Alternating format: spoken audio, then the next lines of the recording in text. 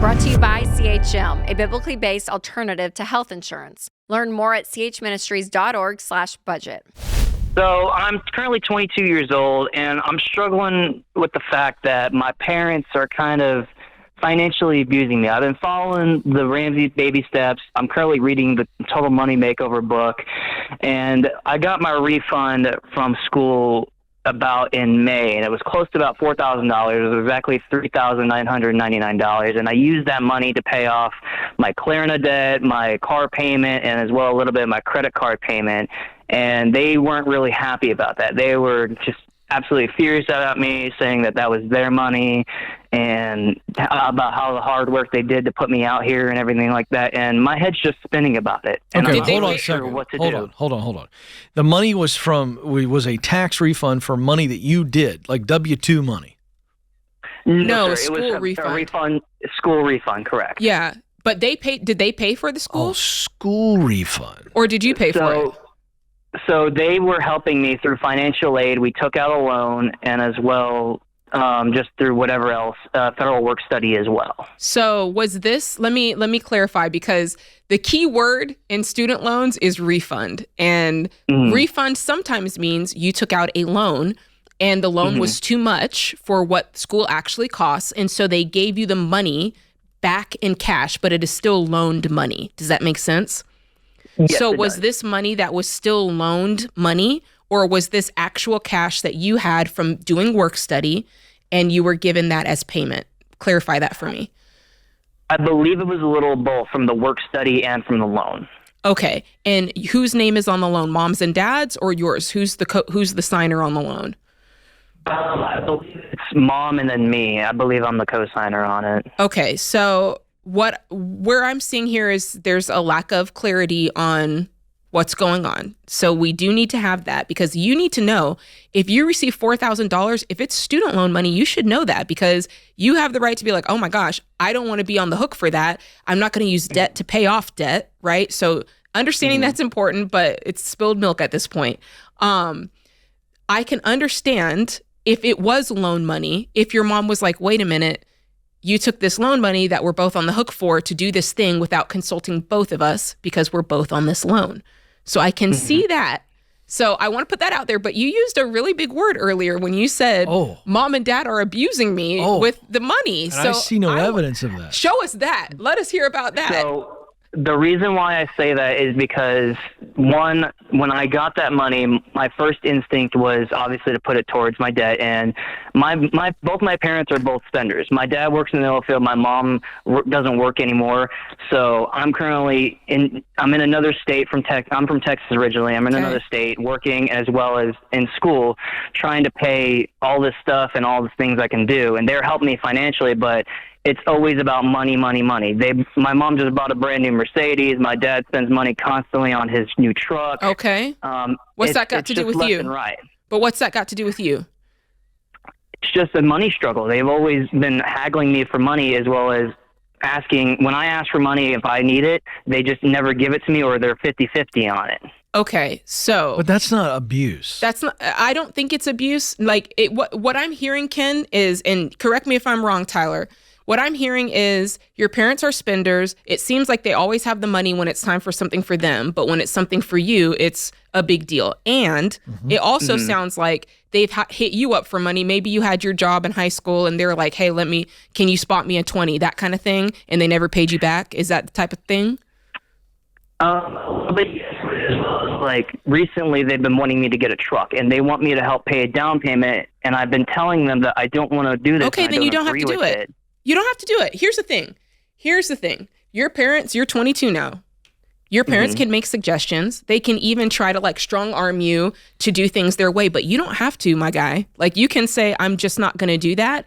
And that might be them pushing some boundaries, kind of being, a little disrespectful, but I wouldn't go the line of abuse. Would you, Ken? I don't know that I would go to that line. You're being very nice. I've heard enough. Listen, Tyler, there's two things, okay? Number one, I actually get your instinct.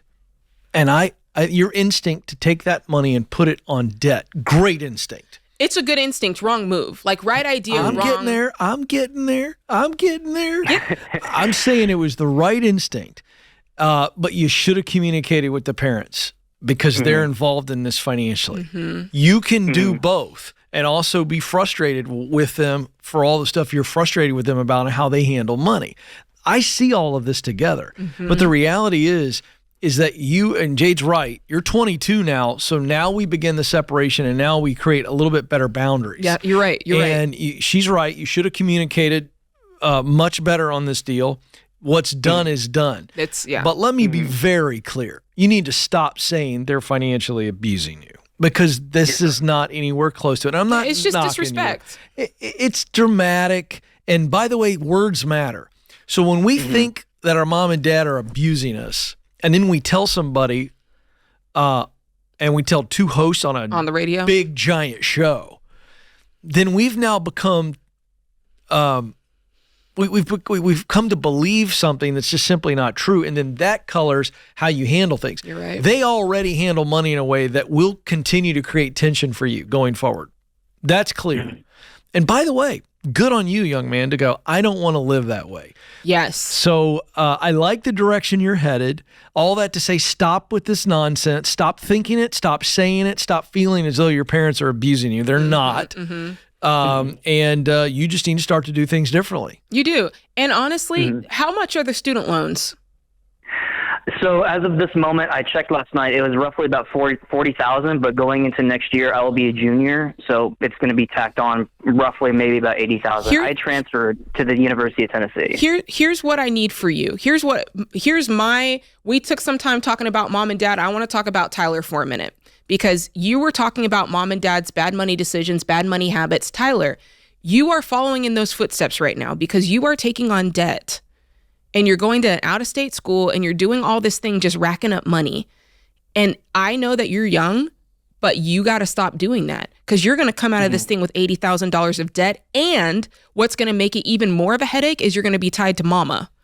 And so mama's going to be breathing down your neck every month talking about where's the payment, you're messing up my credit, da-da-da-da-da. And that is going to jack you and her. That's a great point. If I were in your shoes, I would be thinking long and hard about, do I need this degree? Do I need to be out of state for this degree? Can I do it in my home state where I have in-state tuition? And can I do it someplace where I'm going at the speed of cash, I'm getting a job, I'm doing work study? Because $80,000 is a lot of money, especially when it's tied up with mom and dad. This is a great point because they overextend themselves all the time. And that's why that tension around money is always there. They have a scarcity mindset.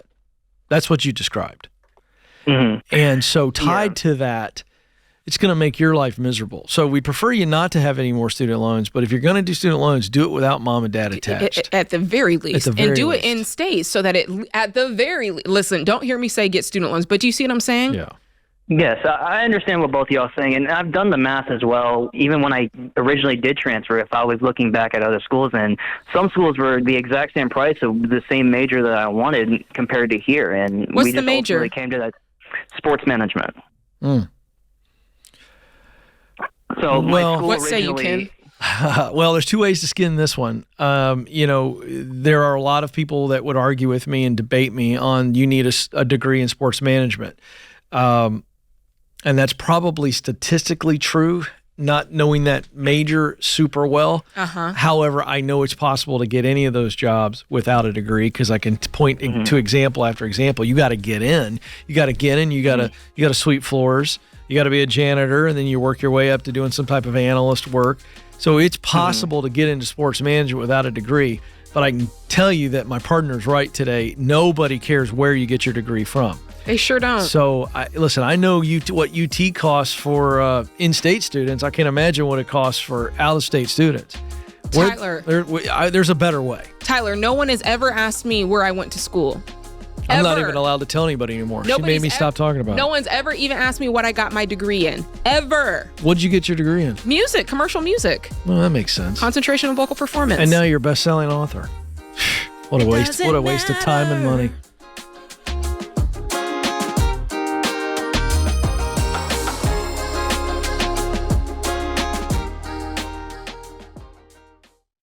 CHM isn't health insurance. It's a health cost-sharing ministry. Check it out for yourself at chministries.org/budget.